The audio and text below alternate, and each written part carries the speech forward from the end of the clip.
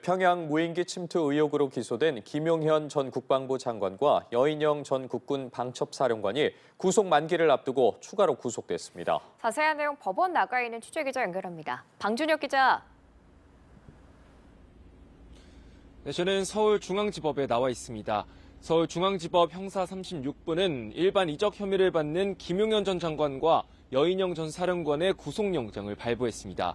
재판부는 증거를 인멸할 염려가 있다고 영장 발부 사유를 밝혔습니다. 당초 김 전 장관의 구속기한은 내일, 여 전 사령관은 다음 달 2일까지였는데요. 영장이 추가로 발부되면서 두 사람은 각기 다른 혐의로 연달아 3차례 구속됐습니다.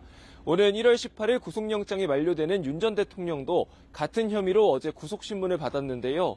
재판부가 양측에 추가로 필요한 의견서를 오는 30일까지 제출하라고 요청한 만큼 신문 결과는 그 이후에 나올 걸로 보입니다. 네, 방 기자. 그리고 지난 1월 윤석열 전 대통령 구속 당시 서울 서부지법 난동의 가담한 일당이 2심에서도 무더기로 징역형을 선고받았는데 관련 내용도 전해주시죠.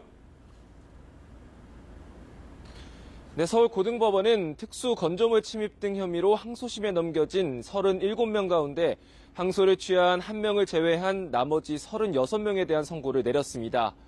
피고인 36명 가운데 16명은 원심을 유지했고 18명은 실형을 유지하면서 2개월에서 4개월 감형, 2명은 집행유예를 선고했습니다. 결과적으로 대부분 피고인들이 실형이 유지된 셈입니다. 재판부는 피고인들 중 상당수가 자유민주주의를 지키려는 마음에서 범행했다고 주장하나 이 사건 범행으로 반헌법적 결과를 불러왔다며 죄책에 상응하는 처벌이 불가피하다고 밝혔습니다.